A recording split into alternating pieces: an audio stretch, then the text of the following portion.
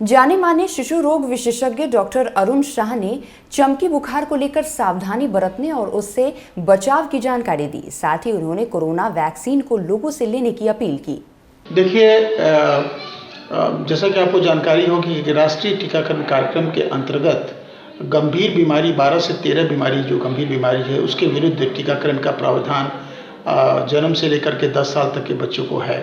ये निःशुल्क है, जो कि मेडिकल कॉलेज हॉस्पिटल, सदर अस्पताल, रेड क्रॉस लेकिन प्राइवेट में ये आज भी टीका काफ़ी महंगा है और सरकार ने कुछ टीका, इतना महंगा टीका उपलब्ध कराया है जनहित में, जैसे न्यूमोकोकल वैक्सीन, इसका कॉस्ट करीब 2000 के आसपास है। रोटा वायरस 2 से 2500 का वैक्सीन है। पेंटावलेंट वैक्सीन, महंगा से महंगा वैक्सीन सरकार ने, भारत सरकार ने 2014 के बाद इस जनहित में बच्चों को गंभीर बीमारी से बचाने के लिए ये टीकाकरण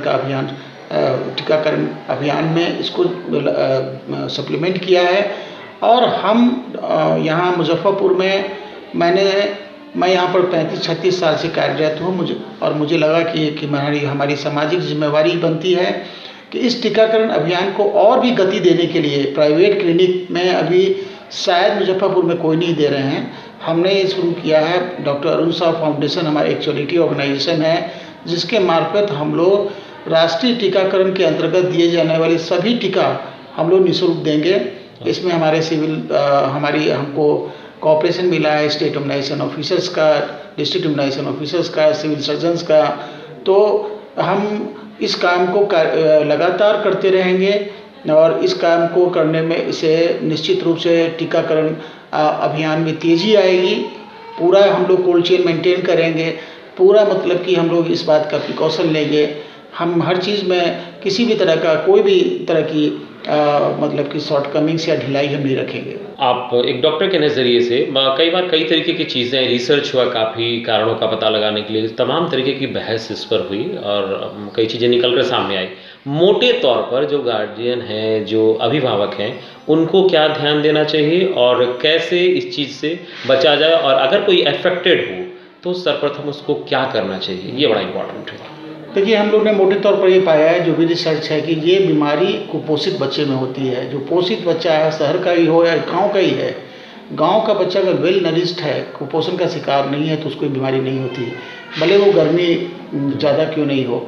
लेकिन जो बच्चा गर्मी, गंदगी, गरीबी और मतलब कि कुपोषण का शिकार होता है, उस सीजन में सड़ा गला फल जो खाता है, उसकी वजह से उस चपेट में आता है। आज तक कभी ये केस हम लोग को शहर में कोई सुनने को नहीं मिला।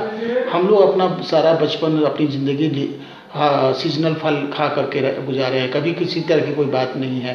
लेकिन वो बच्चा जो कि बिल्कुल कुपोषित बच्चा है, जिसको कुछ नहीं मिलता गर्मियों में, और जो रात में बिना खाए हुए सो जाता है, उसको ये प्रॉब्लम होती है। इसलिए हम लोग कुपोषण को एक बहुत बड़ा मुद्दा माने हुए कि कुपोषण को अगर हम दूर कर सकें, कुपोषण के लिए अगर बच्चों को हम खिला कर सुलाएँ तो निश्चित रूप से, क्योंकि इस बीमारी का एक प्रेजेंटेशन बड़ा कॉमन है कि रात में बच्चा खाता सोता बहुत नॉर्मली खाता है, मतलब नहीं खाता है या सो जाता है, नॉर्मल रहता है, और सुबह 3 से 4 बजे के बीच में ये सिम्टम शुरू हो जाता है। तो ये अगर वो खा के सोएगा तो ये सिम्टम नहीं शुरू होगा।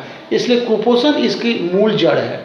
और दूसरा ये है कि हालांकि कुपोषण के लिए सरकार को लॉन्ग टर्म प्लान बनाना पड़ेगा, nutrition education, nutrition supplementation, nutrition, ये तो तमाम व्यवस्थाएं हैं। लेकिन एक और चीज़ है, एक और इम्पॉर्टेंट चीज़ है, अगर किसी भी तरीके से कोई अफेक्टेड होता है तो उसको पहले क्या करना चाहिए, ये बड़ा ज़रूरी है। देखिए, उसमें क्या है कि हम लोगों ने ये भी प्रोटोकॉल दिया था कि चूँकि सबसे ज़्यादा जो बच्चों में प्रॉब्लम आती है शुरुआत में, वो होता है उसका ब्लड शुगर का लेवल कम जाना।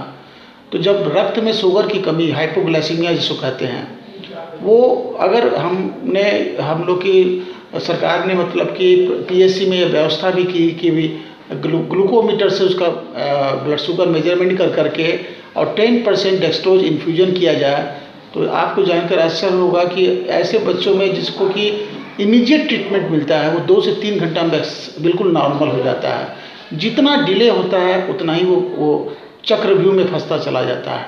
इसलिए 2 चीज़ है कि अब बीमार ना पड़े, इसलिए प्रिवेंशन के लिए वो उपाय है, अगर कोई बीमारी होती है, उसको सिम्टम आता है, तो पीएचसी में अविलंब लावे, ग्लूकोमीटर से ब्लड शुगर का मेजरमेंट करें और 10% डेक्सट्रोज इन्फ्यूजन करें। और अगर बुखार है तो बदन को पानी से तौलिया से पोंछे। बच्चे को कन्वल्सन है या और कोई की बात है तो उसको ऑक्सीजन दें, ऑक्सीजन सिलेंडर की व्यवस्था है। उस पर भी सुधार नहीं हो तो उसको मतलब एम्बुलेंस से टर्सरी केयर सेंटर में ले जाने की व्यवस्था।